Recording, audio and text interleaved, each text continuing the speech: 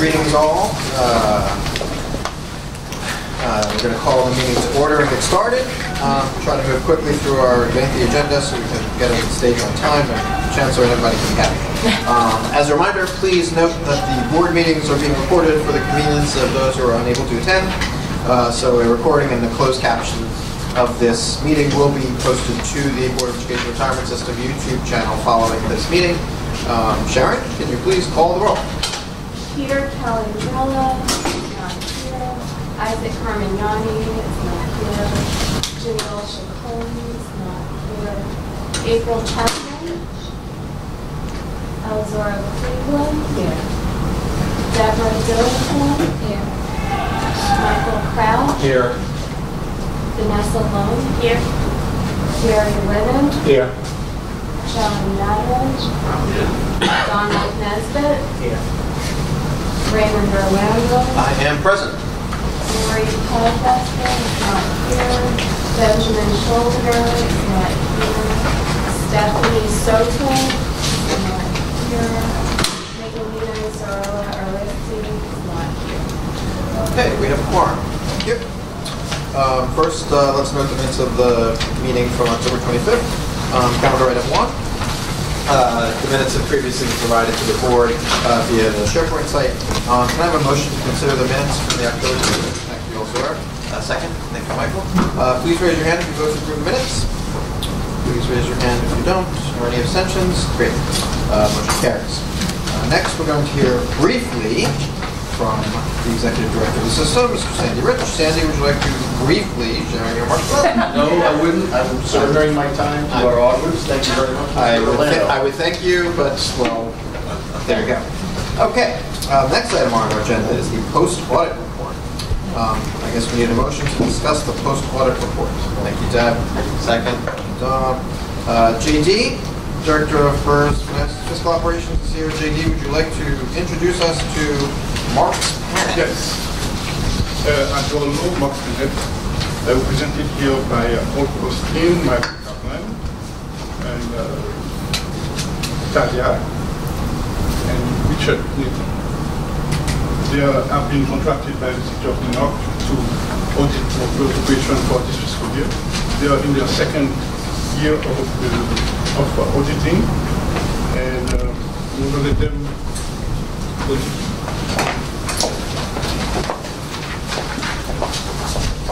You have the floor. I have literally. Yeah. Don't forget to project. I will Big project.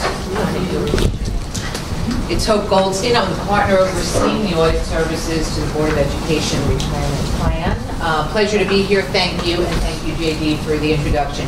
As JD said, this is our second year, and surely much better than the first year in terms of timing, understanding systems, understanding true accounting and processes at the retirement plan for the Board of Ed. With that said, I understand that our document had been uploaded on your shared drive.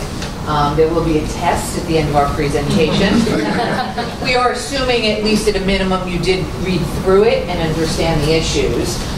We are required as your auditors to communicate to our responsibility for the year ended June 30th, 2017. The document had 5 tabs in it. First, it was a little bit of PR information about who's working with you. And it has been a succession team from last year with some new players, but not at the management level. So the familiarity was there.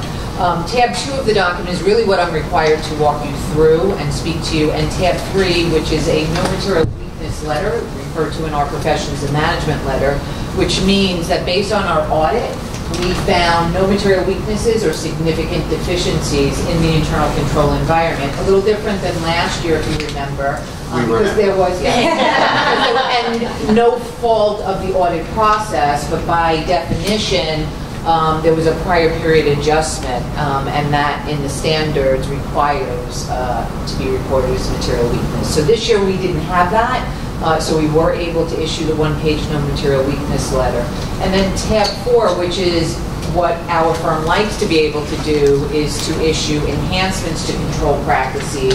It's not a formal document, but really our responsibility to the board is to be able to speak of some enhancements within control practices. So one of them was this misappropriation of funds by a temporary employee. It was a small amount, but we felt it should be in writing because of the practices and procedures you should put in place to avoid that, which really had to do with lockbox and a reconciliation of the checks being deposited to what gets in the bank. Before the comment was even written, management had already instituted those policies, but it is in there. The rest of the comments really have to do with the IT side of the internal control structure, which I will turn over to Richard to talk in just a minute. Richard Nathan, who is our IT partner, who oversees the IT function of the audit process and how those systems work at the Board of Ed. In terms of the retirement system. So let me just highlight for you the points that are in this document that you have had the opportunity to look at.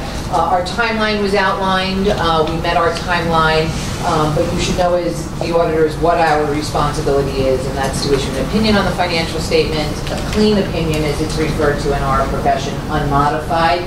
We got that to the city auditors in plenty of time as they consolidate all the entities, either fiduciary funds within the CAFR and the city's financials. And those were dated October 27th. And management has signed their representation letter, which was in the document that was put on the shared drive. You should also know, besides the financial statement audit, we do an agreed upon procedures on the securities and the vault count. And we do the GASB 67 and 68 report by individual employer on the pension liability, and that's the allocation all the systems get. And not only the systems, the entities as well. Management has met their responsibility in terms of maintaining and establishing controls. Again, we have been able to issue the material weakness letter. You should know that there were no changes in accounting, generally accepted accounting principles this year, but there are some new ones, and you can review those in the document, but we share with you an industry update. Significant managements and judgments and accounting estimates. You should be aware that there are some of those in the financial statements, and they really are wrapped around the actuarial assumptions. Those are all in footnote 5 to the combining financial statements. And let me just re-educate those. The combining financial statements is the QPP and the TDA. Those financials are combined together. But some of the estimates have to do with the discount rate, the COLA rate, life expectancy, what you would expect on a defined benefit plan. We did have one adjustment that ultimately got passed, and we have to communicate that to you. In addition, management also includes it in their representation letter, which is in the package. But that really had to do with truing up an estimate on the financial statements for a reserve. So BERS closed their books, but then got additional information in order to true up the reserve for the variable annuity reserve. It's a small amount, although around this table, it's a small amount in terms of the net position of the TDA. It's about 0.09% of its total balance, but the adjustment was close to $2 million, 1.7. And again, it was a true up. You're basing it on an estimate. When the financial statements were closed, we all agreed that it would not have a material effect to the financial statements. You should be aware that throughout the year, we do speak with management on issues, and nothing that we need to report to you that's not in the normal course of business. We receive the full cooperation from management in order to do our audit, and we're not aware of consultation with other auditors, and that just means if management of BERS was unhappy with an accounting position and actually asked other accountants their opinion, but we're not aware of any of that. We are required to inform you that we are independent, so the work we do of opining on the financial statements, the agreed upon procedures, and the GASB 67 and 68 report, nobody tarnishes our independence. And that's probably... You hope. Class is over. I want to just turn it over to Richard, because he really has more of the exciting things to talk about on the IT. And of course, if there's any questions, we're more than happy to answer them. Thank you for your In the hot seat. Good evening, good afternoon. Just want to make an opening statement about, can you hear me? Yes, you can hear me. Okay, my voice carries. So we have a lot of comments in here. We have some new comments. We have some comments that were still there from last year. We have one comment that was retired. But there's an overarching theme to these control comments, which is cyber security. So hackers are getting more advanced, there are more attacks, and they're getting more creative. So even though we're talking about these in general control terms, we're also talking about protecting the digital assets of the pension system and the accounting system and the data that flows between the city and other systems. So just wanted you to take that as an overarching thing. So the first one, I don't, oh, you don't have it. Okay, so the automation of systems data integration, we noticed that a lot of the processes are still manual, so we're encouraging that we try to automate and close up of those processes and take out some of the steps. Management has agreed to that in concept. Obviously, not everything can be done all at once or even at all because there are other agencies that are involved, but it's certainly a goal and a target to go for. IT rights to a financial and operational application. So basically, what we're saying, IT has too much access to too many things without necessary oversight. So while some of the practices are in place, they're not documented. I'm a great believer in documenting things so everybody agrees and everybody's on the same page and that it's actively being looked at. So I think it's key that there is a control and oversight piece there. American fundware access activity monitoring. There are informal reviews, but again, we're encouraging a written policy and procedure, and through conversations with the team, who's been great, by the way, very accessible. They're looking for a new financial application because the one you have is old. So it doesn't have all the controls that it would, and most of the newer applications have that. Cyber insurance is, we're not cyber insurance experts, but we do bring it up. It's sort of a common sense thing to look at. A lot of people are self-insured, and I know that you need to look at that. So those were the new options. Prior year is protection of PII, personally identifiable information, or social security numbers. Things were being delivered to the Office of the Actuary by bike messenger. We have closed that gap now as of September. So, yay. So that won't be on the list next year when the bike messenger has less business. But well, we'll be sending our former bike messengers your way. Oversight and control of IT access. So IT did have access to the accounting system. They weren't in it actively, but they did have access. So I believe that gap has been closed as well. So that's another one that'll be off the list, which is all good. User account management. So DOE manages the network accounts for the staff. We need policies and procedures for this to ensure that access control is being managed well. It ties into another, to the next comment, which is account review and certification. So not only on the network, but to applications, the pension system, the accounting system, other critical systems, that you recertify the people who have access to make sure they still work here and they have the proper rights. Especially, there should be a lot of focus on high-level people who have more access, more care, and again, when we have the policies and procedures written, it's easier to execute. So I really basically covered number 9 as well. Okay. Number 10 is a network and application administrator password management. No written policies around admin passwords. So again, going to jump ahead a little. Disaster recovery, 4 key areas. This is impact analysis, which is a list or a grid of all the things that are unnecessary, and I know that you're working on that.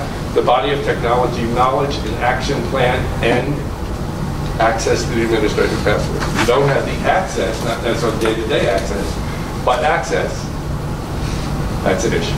And one of the disasters could be cybersecurity again, which dovetails the backup, which is part of the disaster. So you have it all ties together. So that covers really number 10. Number 11, data backup documentation. The number one way to mitigate from a ransomware attack, which is the number one cybersecurity attack, is data backup. The number one way with the number one attack. They're looking for holes. In fact, now they're going after backups. So it's critical this get documented and relooked at to make sure there are enough restore points to recover, whether it be a Superstorm Sandy or anything. So that's the documentation. Again, management has agreed to just about everything, so that's all good, and they've given us timelines. Data restore testing, which is similar, where you're testing to make sure that you can restore in a disaster. The history of that, this comment is more around tapes, but it's also true of systems, because if you had to restore to an hour ago, you would need to be able to test as part of the disaster planning that you could actually do that. It all goes together. Data backup, disaster recovery, data restore testing. So I'm just trying to draw a line. SDLC, which is software development lifecycle planning, which is key. You have a custom system. So it's very important to have documented procedures.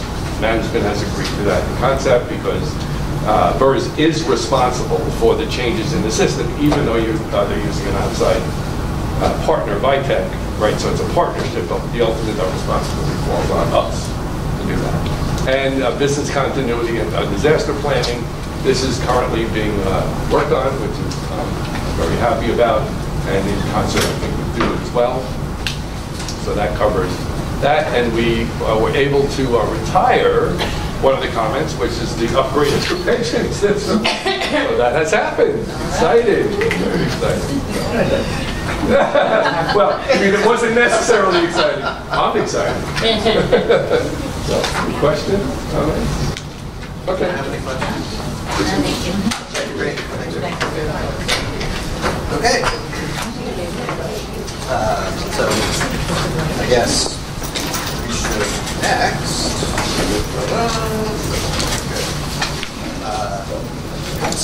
Thank you, Hope. Thank you, Richard. Thank you. Appreciate it. Thank you very much. Glad for the clean letter this year. We will pay you now. Plus the bike vest over there. We'll make that a surprise. So next we have the ordinary business of the system. Calendar items 2 to 11. We can have a motion to consider them. Thanks, Don. Thanks, Laura. Sharon, can you please tell us about the ordinary business of the system of the school? These are the retirements, death benefits, and refunds processed since the last time the board met. Terrific. I should note that they've been live as well. Vote on these, and I have a motion. Actually, raise your hand for the approve. We already did that. Great. Thanks. The abstentions, any opposed? Great. Next up, I guess we should go into executive session to talk about the investments. Is that correct? Once, come twice? Yes. We'll go later. Oh, okay. So we're going to go later. How much later? 2 pages. Okay, sorry. I'm so anxious to get to executive session. All right. Okay, so we're not going to do executive session quite yet. We're going to do it on item 14.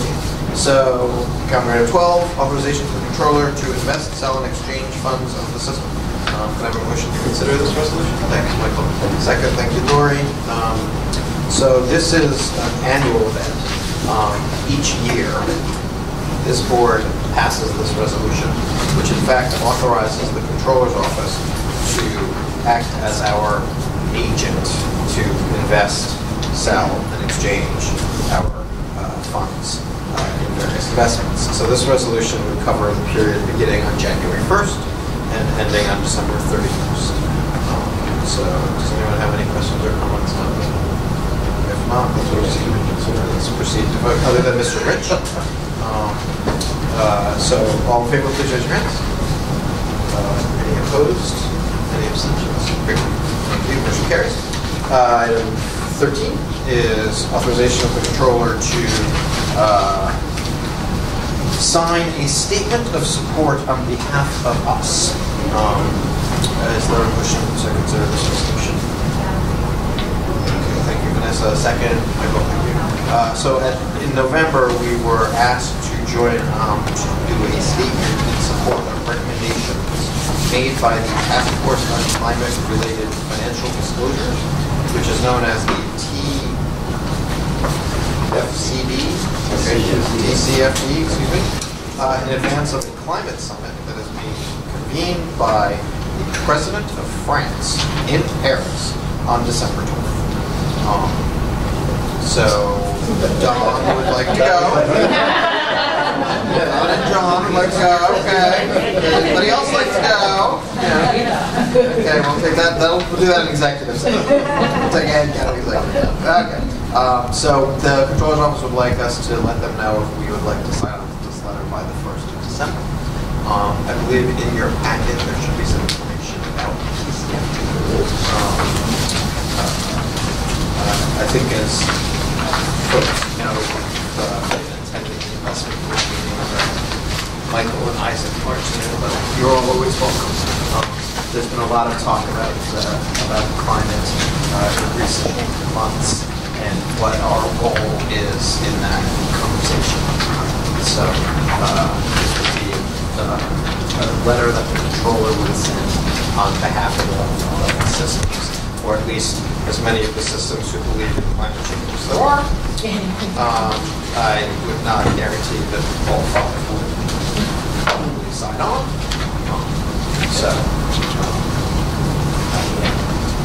I just leave that there as a sort of as a factor that lives in the world.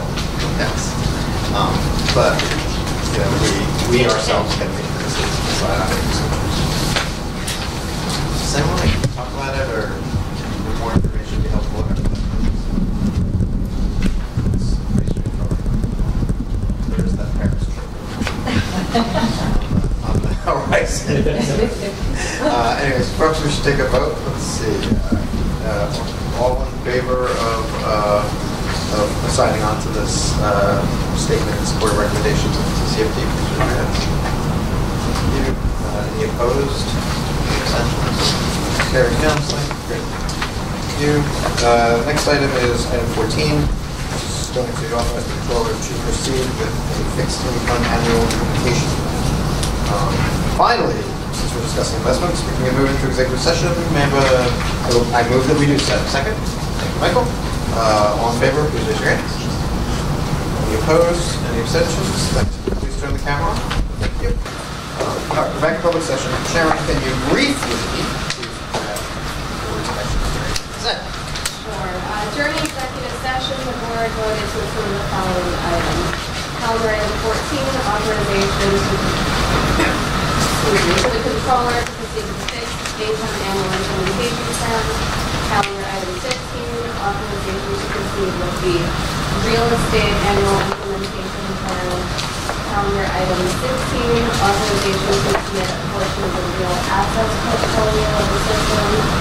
Calendar item 17, authorization to add 11 recommended managers to a pool for potential future use. Calendar item 18, authorization to commit a portion of the public equity portfolio. And calendar item 19, authorization to commit a portion of the public equity portfolio. Thank you, Sharon. Okay, that concludes the agenda for this meeting. The next regular meeting of the Systems Board of Trustees will be held on Wednesday, December 20th at the High School for Fashion Industries in Manhattan. Can I have a motion to adjourn? Thank you. Vanessa, in a second. Thank you, Michael. All in favor? You can open your window and listen. One last vote, guys. Thank you. Motion closed. Time for dinner. Thank you. Please, Thank you.